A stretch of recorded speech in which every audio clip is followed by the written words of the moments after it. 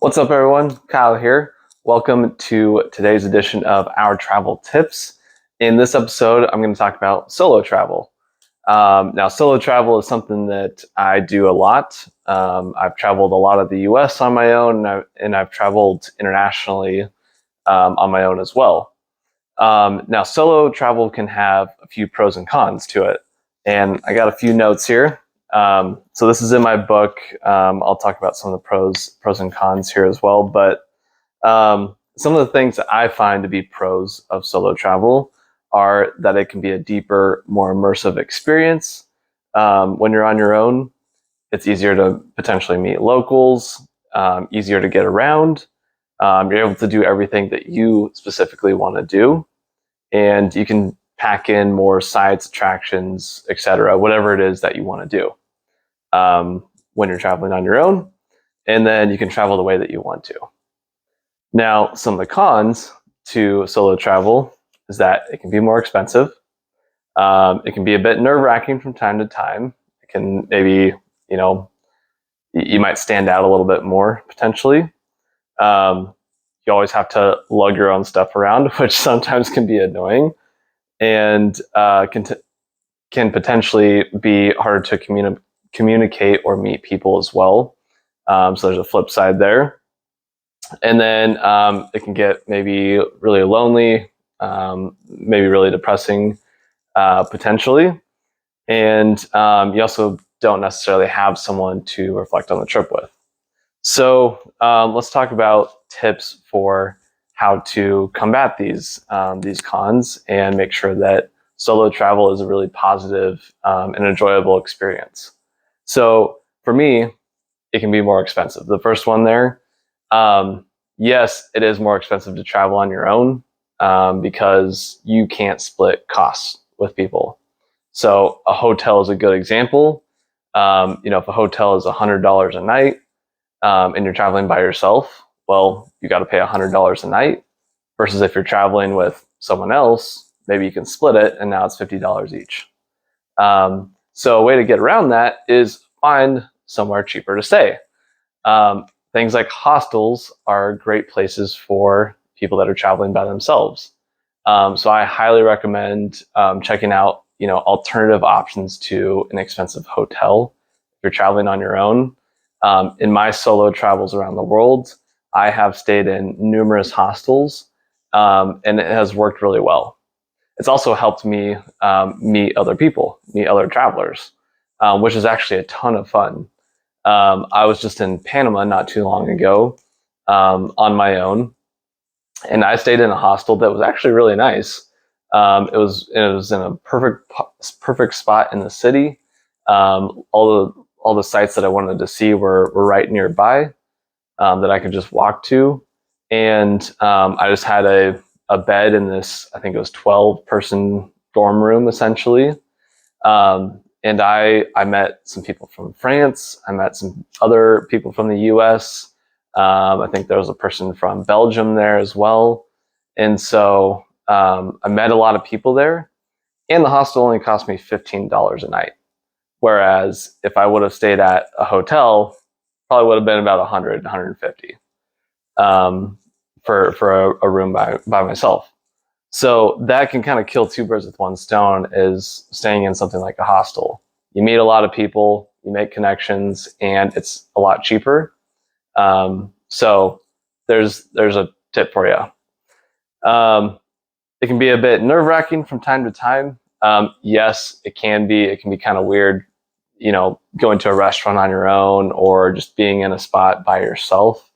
I totally get that. I totally have felt that. As I've traveled, and it's understandable. It can be weird on your own, but I think you really got to embrace that too. A lot of places are very accommodating to solo travelers. If you're in a big group with some places, it might be harder to get into a place that you're trying to get into, whether it's a restaurant, museum, whatever it is. But if you're solo, they might make exceptions for you. I've had a lot of those cases where maybe I showed up a little bit late for getting into a museum or something like that, but because I was by myself and explain, the situation to them, they're like, okay, we'll let you in. And I know that's for sure something that wouldn't have happened if I was traveling with other people. So you just gotta find the positives in being on your own. Getting into a restaurant can also be really easy when you're on your own, especially if you're willing to take some not ideal spot in the restaurant, or sit outside or something like that, or sit at the bar.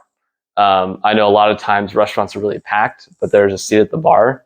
And so I'm just like, well, hey, I'll go sit at the bar. I'm by myself. That's easy. And I get in a lot faster. And it works out really well a lot of times. And it's also a good way to meet people too. If you end up at a bar there, you can talk to the people next to you if you want. And that can be really fun as well. I also think, if you are really nervous, staying in a hostel can be a kind of good thing as well. Or if you're just meeting locals or something like that, because you can find people to travel with you. So that's another tip that I would have is, find other solo travelers and go do the things that you want to do with them, because they're in the same boat as you. So that can be a lot of fun, actually. And you make some good connections from around the world. Now, having to lug your stuff wherever you go, not really that big of a deal, but it can be kind of annoying, if you're in the airport and you can't leave your stuff and go to the bathroom. You got to take it with you. That can be kind of annoying. I get that. I would say on that front, pack lighter. You should pack lighter anyways than you think when you're traveling, but packing lighter so that you can easily carry your stuff around. If I can fit everything into a backpack and just travel with a backpack, that's the way I like to do it. Not always the case, but I try to keep my luggage to a minimum. That way, if I do have to lug it around with me all the time, it's not that big of a deal. Okay, potentially harder to communicate or meet people. I know this has been an issue for me in the past. As an introvert, it can be hard to put yourself out there and meet people, introduce yourself to locals or something like that, other travelers. I would just say, get out of your own head and just talk to people. It's okay. I also think that if you're at like a cafe or a bar or something like that, talking to the barista or the bartender or whoever, that's a good way to make an easy connection. They're going to be willing to talk to you if it's not too busy. And so you can make some connections that way. And they might also be an advocate for you. Maybe they have another person at the bar that's not sitting next to you that is a solo traveler as well. And maybe they make that connection for you. So that's actually kind of a nice workaround is just talking to the barista or something like that. And they can give you some insight into the town, or maybe they end up, exploring with you, kind of being your tour guide. So a lot of ways to get around that. Just find what works best for you. The loneliness and depression, that's a big one. I will probably tackle that one in a whole separate episode, because that is a big one for solo travel, I believe, and is a hard one to deal with for sure. So we'll come back to that in another episode. And then you don't have someone there to reflect on the trip with. That can sometimes be hard too, especially if you're in a very different place from what you're used to in your normal life. So again, I would just say embrace where you're at, embrace all the differences and just know that it is going to be different, but eventually you're going to be able to go back to what you're used to. So it's not going to be forever kind of thing. But I would also say on this front, journaling. Journaling is a great way to kind of get your thoughts out of your head and reflect that way. If you don't have someone there with you to reflect on what you just saw or did with you.